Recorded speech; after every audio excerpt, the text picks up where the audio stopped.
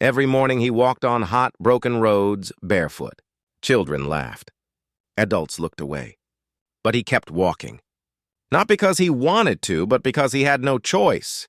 No shoes, no help, no voice, until one stranger hit the brakes and changed everything. 8-year-old Ayan lived in a small village on the edge of a dusty town. His house wasn't really a house. It was a single-room mud shelter with a tin roof that rattled whenever the wind blew. He slept on a thin mat with his little sister curled against him, and his mother slept on the floor beside them.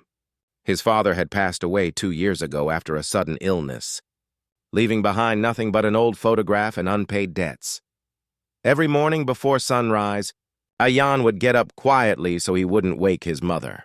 He would dip his hands in a cracked plastic bucket filled with water and splash his face. His school uniform was faded and too short, the sleeves ending above his wrists.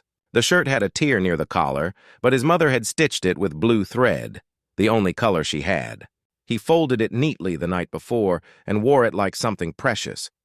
The one thing he did not have was shoes. He used to have a pair once. His father had bought them second-hand from the market. They were brown and had a missing lace, but Ayan had loved them.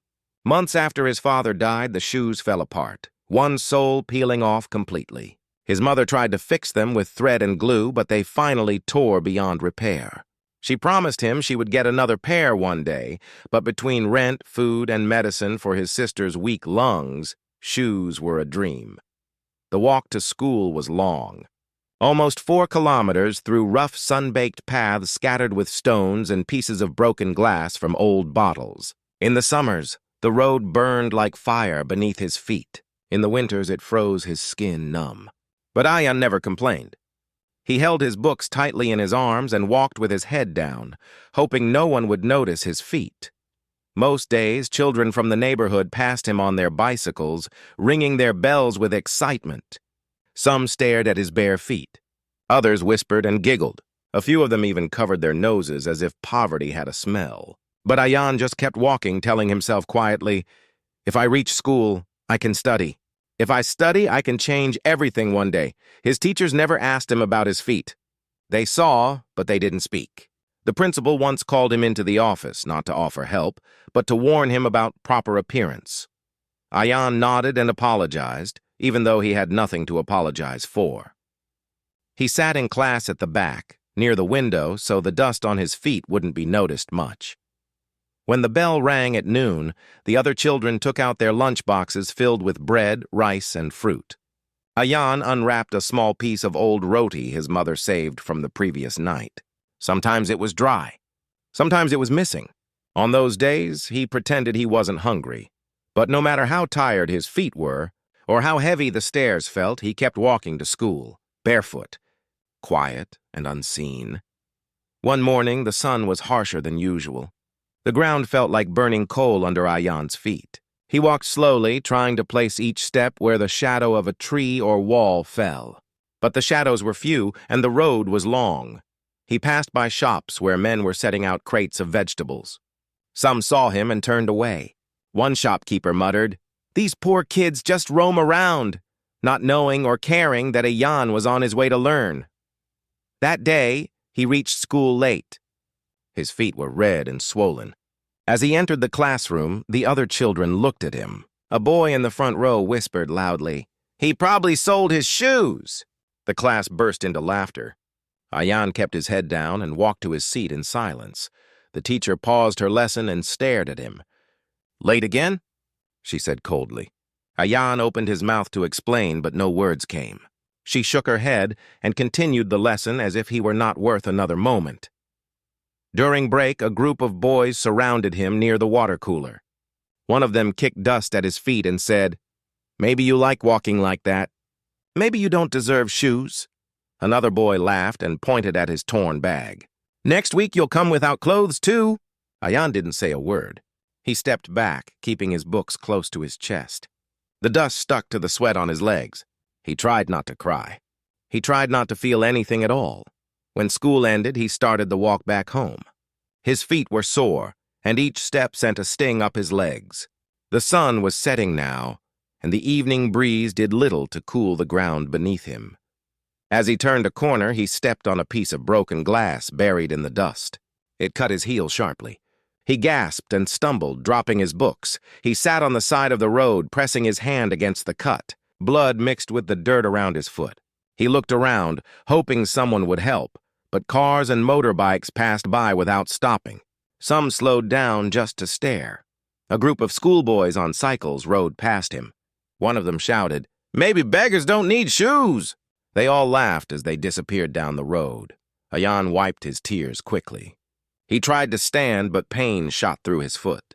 He picked up his books and began to limp slowly, dragging his injured heel carefully to avoid pressing down on the wound. For a moment, he felt something inside him break, not his body, but his hope. He wondered if going to school was worth it. He wondered if anyone would ever see him as more than a barefoot boy walking alone. He whispered to himself, "I won't stop. I can't stop." But the road ahead looked longer than ever, and he had never felt more alone. The sky was turning orange when Ayan limped down the last stretch of road. His foot throbbed with every step. He tried to keep his balance, clutching his books like a lifeline. The sound of engines and voices faded in and out as he focused only on moving forward. Then in the distance, he heard the slow roll of a car approaching from behind. He stepped aside to let it pass, but instead of driving by, the car slowed, then stopped. The engine went quiet. Ayan froze, unsure if he should keep walking. The driver's door opened with a soft click. A man stepped out, middle-aged, dressed in a simple shirt and trousers. His eyes were gentle but filled with concern. "Are you okay, Beta?" the man asked softly. Ayan didn't answer. He wasn't used to strangers speaking kindly to him. He tried to hide his injured foot behind his other leg. The man crouched down to his level. "You're hurt," he said, noticing the blood and dust around the cut. "Let me help you." Ayan shook his head quickly. "No, sir. I'm fine." His voice trembled, more from fear than pain, but the man didn't move away. "What's your name?" "Ayan." "And where are you going, Ayan?" "Home." The man looked at the road ahead, then back at the boy. "That cut needs cleaning." "Come, I'll take you home." Ayan hesitated. No one had ever offered him a ride. He looked at the car, then at the man. Something in the man's voice felt safe, like the warmth he barely remembered from his father. Slowly, he nodded. The man opened the back door and helped Ayan sit inside carefully, making sure his injured foot rested on the seat. He placed the boy's books gently beside him. As the car moved forward, the man asked quietly, "Why were you walking barefoot on this road?" Ayan stared out the window before whispering, "I don't have shoes." The man nodded, saying nothing for a moment. "Do you go to school every day like this?" Ayan nodded once. When they reached his village, the man saw the small mud house. Ayan's mother came rushing out, panic in her eyes. She stopped when she saw the stranger and her son's bandaged foot. The man had gently wrapped it with a clean cloth from his car. The man spoke to her respectfully, asking permission to take Ayan to a clinic. She tried to refuse, ashamed and overwhelmed, but he insisted kindly. After the doctor cleaned and dressed the wound, the man drove them home again. Before leaving, he said, "I'll come tomorrow." True to his word, the next morning he returned, not alone but with a small box in his hands. He called Ayan outside and knelt down in front of him. Inside the box was a sturdy pair of black school shoes, along with socks. Ayan stared at them, speechless. The man smiled. "These are yours, and if they tear one day, I'll get you another pair. But you must promise me something. Never stop walking toward your dreams." Ayan's eyes filled with tears, not of pain, but of something he had almost forgotten to feel. Hope. From that day on, he didn't walk barefoot anymore, and every morning when he tied his laces, he remembered the stranger who stopped his car, not to stare, not to judge, but to help. One act of kindness didn't just cover his feet, it touched his soul. Sometimes the smallest gesture can end someone's silent suffering.